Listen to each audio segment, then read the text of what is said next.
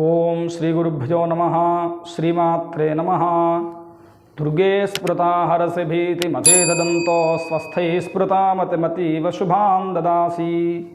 దారిద్ర్య దుఃఖ భయహారిణికా త్వదన్యా సర్వోపకారకరణాయ సదార్ద్రచిత్త. నమో దేవ్యై మహాదేవ్యై శివాయై సతతం నమః.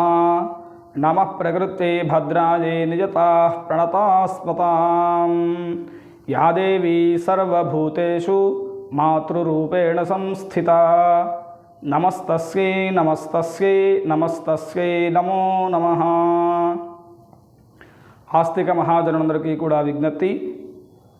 స్వస్తి శ్రీ చాంద్రమానేన శ్రీ క్రోధినామ సంవత్సర ఆశ్వయుజ శుద్ధ పాడ్యమి అనగా 3/10/2024 నుంచి కూడాను దసరా శరన్నవరాత్రి మహోత్సవములు గుంటూరు పట్టణమందు జరుపుటకు మన నిద్రా క్యాలెండర్ యాప్స్ వారు నిర్ణయించి ఉన్నారు.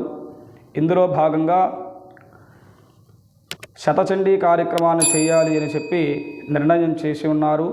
శరత్కాలే మహాపూజాం క్రియతే యాచ వార్షికి అని సప్తశతిలో సాక్షాత్తు అమ్మవారే చెబుతూ ప్రతి సంవత్సరం కూడా వచ్చేటువంటి శరత్కాలమందు అంటే ఆశ్వయుజ మాసము కానివ్వండి, అట్లాగనే కార్తీక మాసం, ఈ 2 మాసములను కూడా శరదృతువుగా పిలుస్తూ ఉంటారు.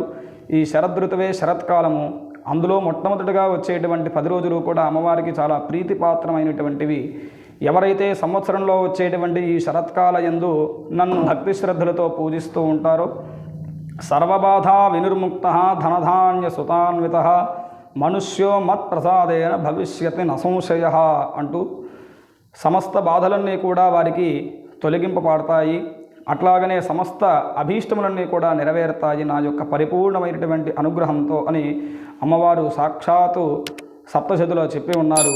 అదేవిధంగా మన నిద్రా క్యాలెండర్ యాప్స్ వారు ఒకసారి చేస్తేనే ఇటువంటి ఫలితాన్ని ఇస్తూ ఉంటే అమ్మవారు ఇటువంటి దసరా శరన్నవరాత్రి పర్వదినాన్ని పురస్కరించుకొని శతచండీ కార్యక్రమం చేయడానికి సంకల్పం చేసి ఉన్నారు. శతచండీ అనగా అమ్మవారికి ప్రీతిగా ఇవే చండీ పారాయణలు 100 పారాయణలు జరుగుతాయి.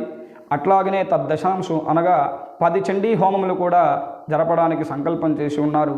అట్లాగనే ప్రతిరోజు కూడా ఒక్కొక్క అమ్మవారి యొక్క అవతారం అలంకరణగా వేయించడం, ఆ అమ్మవారి యొక్క హోమ కార్యక్రమము, ఆ అమ్మవారికి సంబంధించినటువంటి సహస్రనామ కుంకుమార్చన కార్యక్రమం కూడా చేయడానికి అంగరంగ వైభవోపేతముగా ఏర్పాట్లు చేస్తూ ఉన్నారు.